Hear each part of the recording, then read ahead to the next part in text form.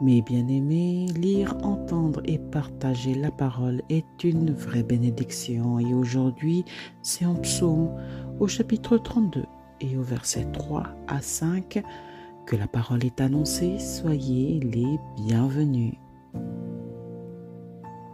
Avant, je ne reconnaissais pas mes torts. Je me plaignais toute la journée et mes forces s'en allaient. Nuit et jour, ta main pesait sur moi, et j'étais faible comme une plante brûlée par le soleil. Mais je t'ai fait connaître mon péché, et je n'ai pas caché ma faute. J'ai dit, j'avouerai mes fautes au Seigneur, et toi, tu as enlevé le poids de mon péché. À travers les psaumes, David nous enseigne beaucoup. Nous pouvons recevoir cet enseignement et en faire des modèles pour nos propres prières.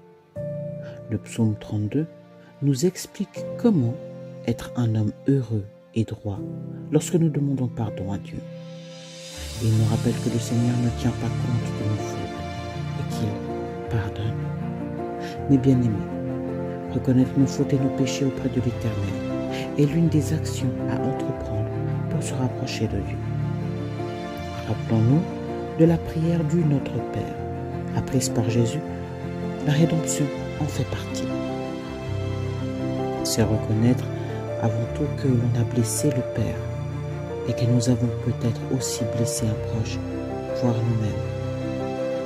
Demandez pardon avec sincérité, avec humilité. Avouez avec précision chaque détail de l'action. Cela peut aider à comprendre les raisons de cette mauvaise expérience. En Jacques, au chapitre 5 et au verset 16, il nous dit de confesser l'un à l'autre nos péchés afin d'être guéris. Mais bienheureux, toute erreur, mensonge, vol, malhonnêteté, égoïsme, orgueil peut entraîner des situations encore pires que ce que nous vivons. Rappelez-vous que toute faute ou péché non confessé auprès de notre Père pourra être utilisé par Satan pour nous accuser. Nous appartenons à l'Éternel et non au père du mensonge. Alors mes bienheureux, mes bien chers frères, recevez l'Esprit Saint de notre Père et soyez magnifiquement bénis dans le nom de Jésus.